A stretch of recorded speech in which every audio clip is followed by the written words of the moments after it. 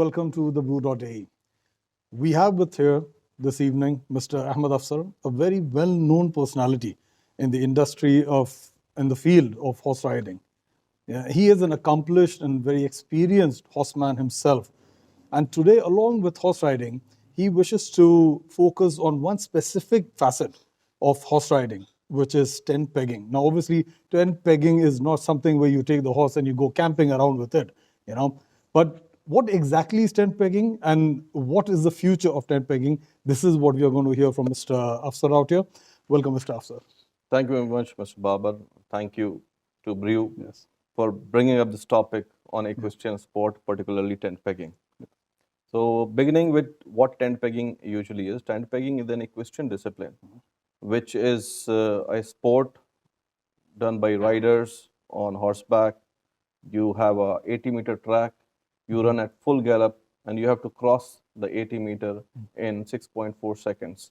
And you need to pick up a peg placed at 70 meters on the ground, 4-centimeter peg, and you carry your points accordingly. That is quite precise. Yeah. That is quite precise, thrilling, if compounded by good commentary. It is a very thrilling sport, spectator-friendly sport, and people who see or who have seen tent pegging till date have enjoyed it the most, more than show jumping, more than dressage, more than polo.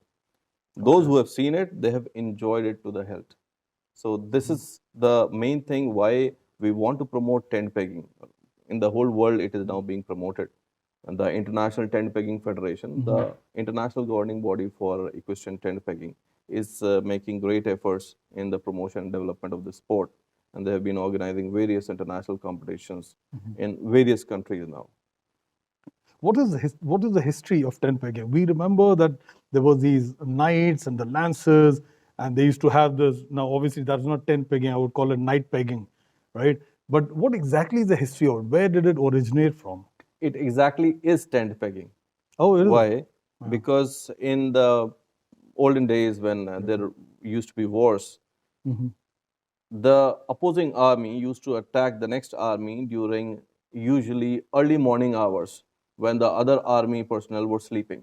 And it is said that it was introduced by Mughals earlier, that when they were invading a particular army unit, they would set forth early in the morning on horseback. They used to gallop their horses towards the tents of the opposing army.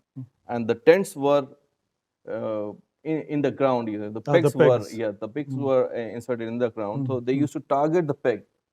5 riders on different sides, they used to target the peg. And those 5 riders in full gallop used to pick up those pegs through their lances.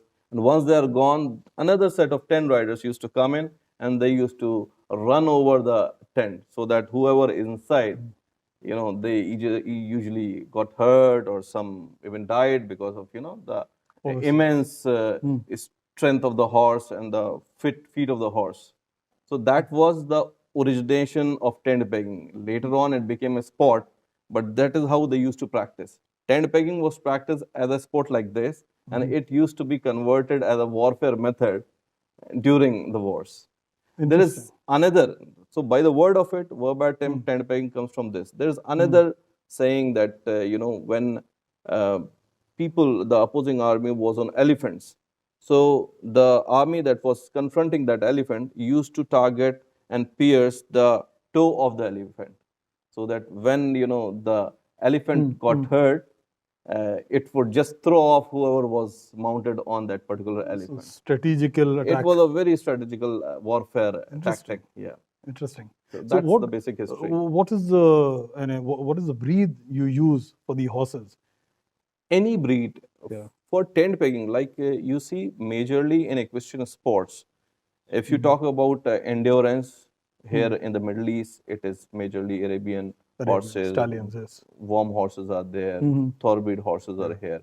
But for tent pegging, thoroughbreds can be used, warm blood can be used, Arabians can be used, Indian breeds could be used, and whichever indigenous breed you have, it can be used. You only need to have a fast horse that covers a distance in a particular speed. It goes straight and dresses up to the rider. His skills and his target, his aim, those are only necessary. So it becomes an effort of both the rider as well as the horse.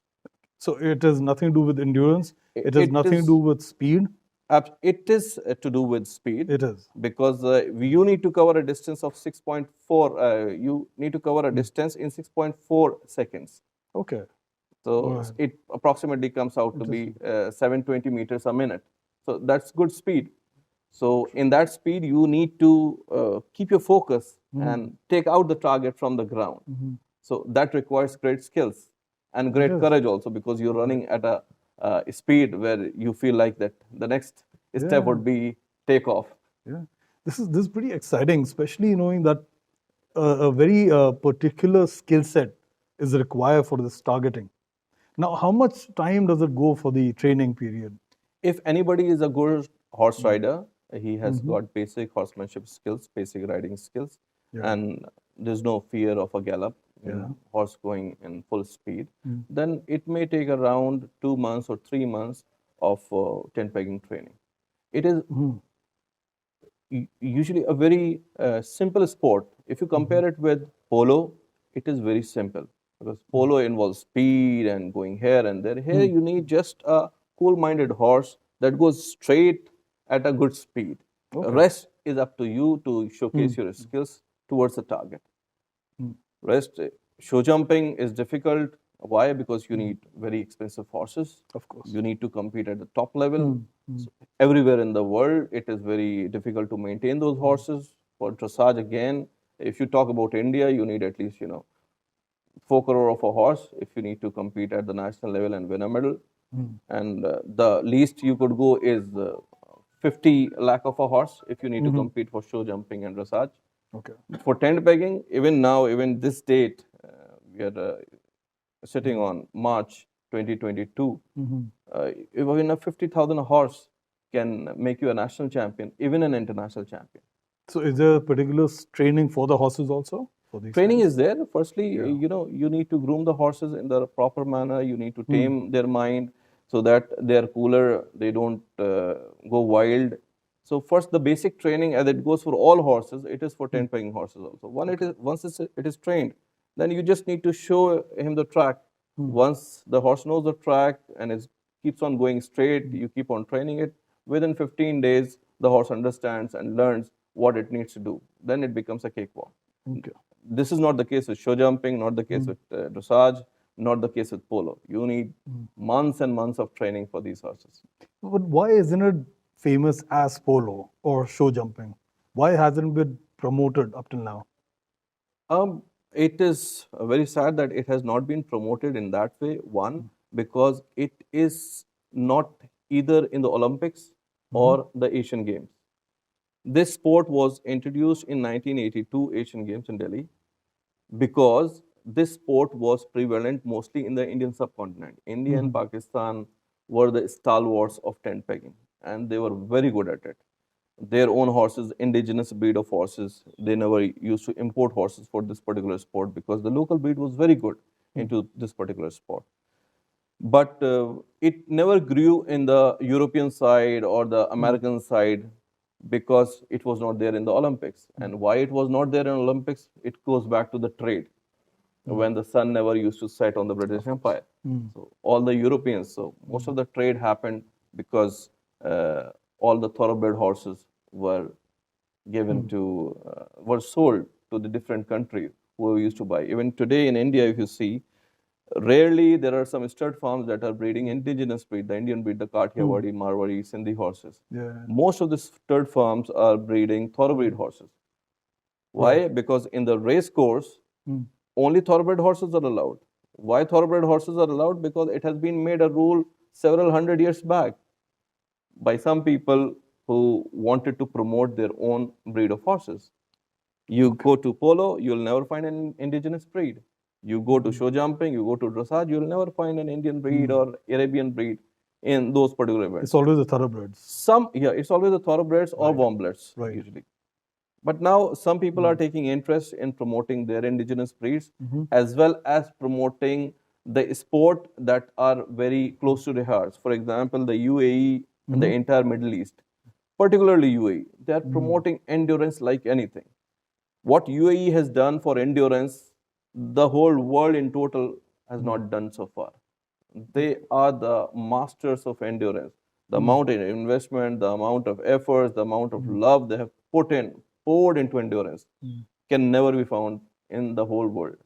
For tent pegging, sadly, this kind of support was not there initially, though it should have come from India and Pakistan, because Pakistan has more than 10,000 registered tent peggers. India has more than 1,000 tent peggers. And at the national level, we usually get 100 to 150 riders who compete at the national level after qualification, after the qualification rounds. But then, because federations are such that they also focus on Asian Games, they also focus on the Olympics. So they do not want to put more effort into something that they find is difficult.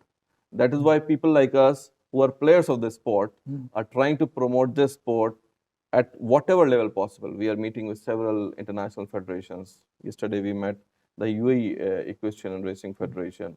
We were in Oman last week. We met the President and Secretary General of Oman Equestrian Federation. We met the President of International Tent Pegging Federation. So we are meeting people so that we are having more and more events, and we are trying to cover it live on TVs, national TVs of different countries, so that the sport can grow. And hopefully, as I'm also part of the Asian Equestrian Federation Tent Pegging Committee, we are trying to introduce this game as a display, as a demo sport at Asian Games in China this year. Once it is approved, then hopefully in 2026 and 2030 we'll be having tent pegging as an Asian discipline. Once we have tent pegging as an Asian discipline, then you see the amount of rush people are going to get into, especially the Asian countries for tent pegging, because you need cheaper horses only, and it becomes really easy for others who have the aspirations of representing their country in equestrian. So this becomes a little easier for them. Excellent. So you mentioned that you have in Qatar, Oman, everywhere, people are actually endorsing or they're promoting the sport. What is happening in India, and where do you want to take it ahead? In India, by the grace of God, we have been, in the last 12 years, we have been able to bring the numbers of tent peggers from 70 in a national championship to 150 in a national championship, despite several odds. Why? Because India is predominantly in equestrian based with army units, police units. There were very fewer individual riders or private riders that were coming up, fewer schools, fewer universities that were coming up, because it is a costly affair transporting horses from one place to another place. So in the Indian setup, like Gujarat police, if they do not get sanctioned, they cannot participate. So it's always the mounted. It's always the mounted units. Mounted units that basically are the backbone of complete equestrian sports in the country. So if they show keen interest, if the DGs and the top authorities show a little interest, then the sport keeps on growing. Excellent. So are we looking at it at the Olympics level? I'll tell you a very new development that has occurred last week. The International Tent Pegging Federation, we met Mr. Fairoz. So he has got it from the International Olympic Committee that once we have 40 countries that are practicing this sport, then we can submit our papers for inclusion of this sport into the Olympics. So now you have 27, I think. We have 27 officially, but there are more than 27 countries that are into tent pegging. Officially, why they're not coming up, we are trying to figure out. That is why we are running around. And the International Tent Pegging Federation is doing a tremendous job in getting the different countries together and fielding an official team, so that we are with 40 countries or more than 40 countries, so that we can take it to the Olympics. Once it is at the Olympics, it won't be just 40 countries. It will be n number of countries that will be participating into the sport. Wish you luck on that. Thank you much. Yeah. Really. So thank you very much for being with us on this. Thank you. Yeah, and this was truly. you. Thank you very much for that. And it's been quite an interesting conversation out here.